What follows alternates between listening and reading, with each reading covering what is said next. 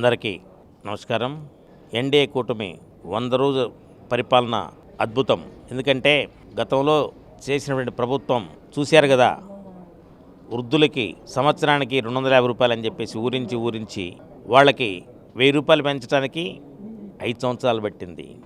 అదే చంద్రబాబు నాయుడు గారు ముఖ్యమంత్రి అయిన తర్వాత ఏదైతే చెప్పారో వారికి ఏప్రిల్ నెల నుంచి 1000 రూపాయలు పెంచి 4000 రూపాయలు ఇస్తానన్నారు. దాని ప్రకారం వారు ముఖ్యమంత్రి అయిన వెంటనే జూలై నెలలో 7000 రూపాయలు ఇచ్చారు. ఆ తర్వాత 4000 రూపాయలు ఇస్తున్నారు. అదేవిధంగా దివ్యాంగులకి 3000 రూపాయలు ఉన్నదాన్ని 6000 రూపాయలు ఇచ్చారు. 2 చేతులు లేకుండా కదలలేని స్థితిలో మంచంలో ఉంటే వాళ్ళకి 15000 రూపాయలు ఇస్తున్నారు చంద్రబాబు నాయుడు గారు. అదేవిధంగా రోడ్లు చూశారు కదా, గతంలో 5 సంవత్సరాల్లో ఎక్కడ గుంటుందో అదేవిధంగా ఉండేది. అటువంటి రోడ్లను కూడా బాగు చేసి ప్రజలకి ఇబ్బంది లేకుండా చేశారు.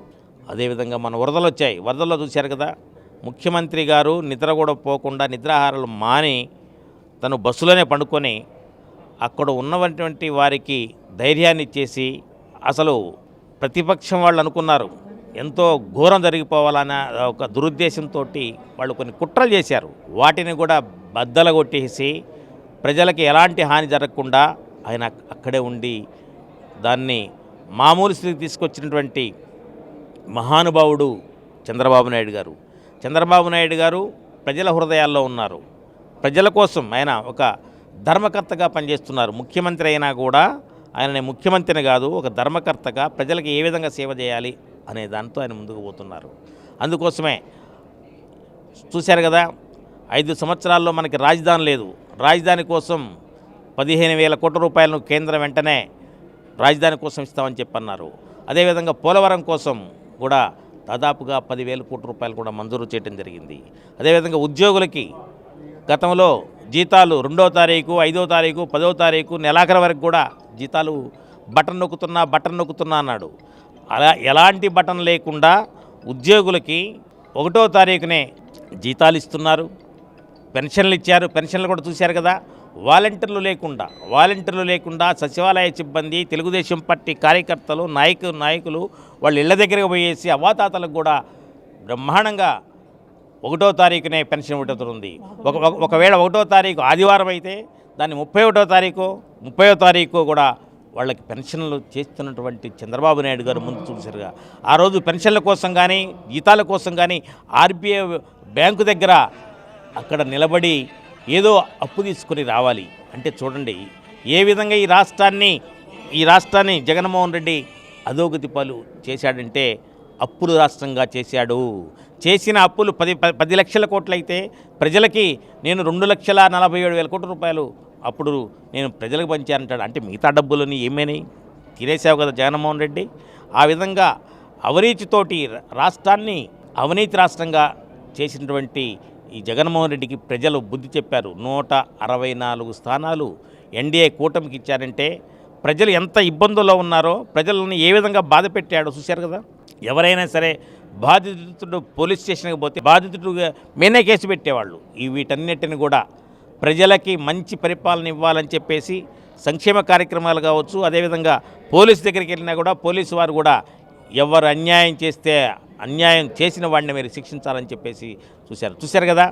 ఒక సినీ నటిని జగన్మోహన్ రెడ్డి గారి ప్రభుత్వంలో ఆమెని మన అక్రమంగా ఇక్కడ తీసుకొచ్చేసి ఆమెను బాధ పెడితే దేశ చరిత్రలో లేదు ఎక్కడా కూడా.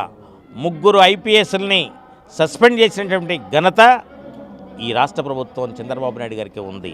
అంటే మహిళలంటే అంత గౌరవం, మహిళల మీద అక్రమంగా పెట్టినటువంటి ఎంత పెద్దవాళ్ళైనా సరే, అంటే చట్టం అనేది సామాన్యుడికైనా సరే ఎవరికైనా సరే చట్టమే ఉండాలి. ఆ విధంగా కాకుండా ఈ దుర్మార్గమైనటువంటి ఐపీఎస్ ఆఫీసులను ఎవరైతే ఉన్నారో ఆ 3 సస్పెన్షనే కాదు, సర్వీస్ నుంచి రిమూవ్ చేసి వాళ్ళని జైల్లో శిక్ష పడాలని చెప్పేసి నేను కోరుతా ఉన్నాను. మేడం, చంద్రబాబు గారు ప్రభుత్వం ఏర్పడి 100 రోజులైంది. ఈ 100 రోజుల పాలన ఎలా ఉంది? చంద్రబాబు నాయుడు గారు పరిపాలన అనేది సురక్షితమైనటువంటి పాలన. ఎటువంటి ఇబ్బందులు అయితే పరిపాలనలో ఇబ్బంది పడ్డారో జగన్మోహన్ రెడ్డి గారి పరిపాలనలో ఈ 100 రోజులు మొదట మనం బాబు గారు అడుగు పెట్టిన తర్వాత ఏదైనా సరే ఒక ఫెన్షన్ విషయంలో కానీ ఆ ఆపద వస్తే ఆదుకోవడం విషయం. మొన్న వరద వచ్చిందండి.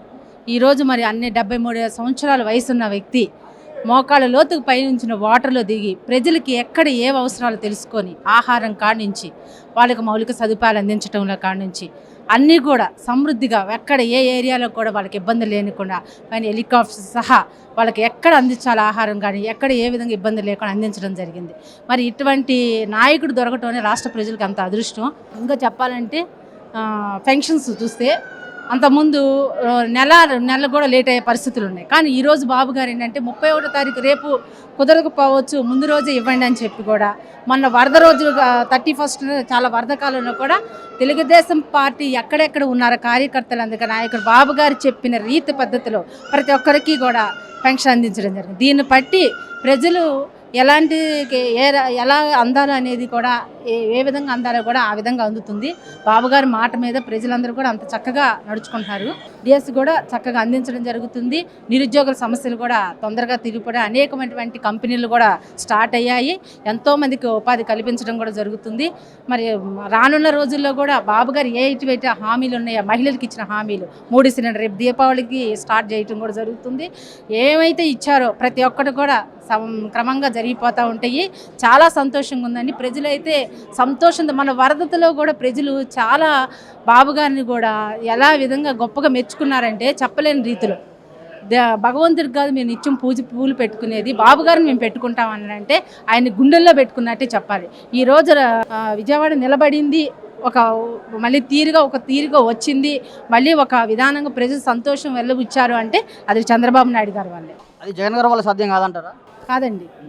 జగన్మోహన్ రెడ్డి గారు వచ్చినప్పుడు కొన్ని విపత్తులు కూడా వచ్చినాయి, కొన్ని వరదలు కూడా వచ్చినాయి. ఏ రోజు చుట్టుపక్కల కూడా అదే టైంలో మన ప్రభుత్వం మన చంద్రబాబు నాయుడు సీఎం లేకపోయినా సరే చుట్టుపక్కల అన్ని వెళ్ళిన పరిస్థితులు కూడా ఉన్నాయి. వాళ్ళకి ఏ కావాలో కూడా అందించారు. అలాగే భువనేశ్వరమ్మ కూడా ఆ ఇంటి ఎవరికైతే నష్టపోయారో కూడా ప్రతి ఒక్కరికి సహాయం కూడా అందించింది. బాబు గారు రెడ్ బుకింగ్ ఇంకా ఓపెన్ చేయలేదు అంటున్నారు. కానీ లా అండ్ ప్రకారం వెళ్ళాలని లోకేష్ బాబు గారు అంటున్నారు. మన చంద్రబాబు నాయుడు గారు ఎప్పుడు కూడా లా ప్రకారమే ఒక చట్ట ప్రకారం చట్టాన్ని గౌరవిస్తూ మనం తీసుకున్న ఏదైనా చట్ట ప్రకారం వెళ్ళారు. అదే విధంగా నడుస్తుంది. కానీ లోకేష్ బాబు గారు మన పార్టీ నాయకులు ఎంతోమంది ఇబ్బంది పెట్టిన వాళ్ళు ఉన్నారు. కానీ తొందరగా లోకేష్ బాబు గారు చర్య తీసుకోవాలని మేము మనస్ఫూర్తిగా కోరుకుంటాం. ఈ వీడియో నచ్చితే లైక్ చేయండి. అలాగే మా ఛానల్ ని ఫస్ట్ టైం కనుక చూస్తున్నట్టయితే ఇప్పుడే సబ్స్క్రైబ్ చేసుకుని పక్కనే ఉన్న గంట సింబల్ ని యాక్టివేట్ చేసుకోండి. అప్పుడే మేము పెట్టే ప్రతి వీడియో మీకు నోటిఫికేషన్ గా వస్తుంది. అలాగే ఈ వీడియో పూర్తిగా చూసినందుకు ధన్యవాదాలు.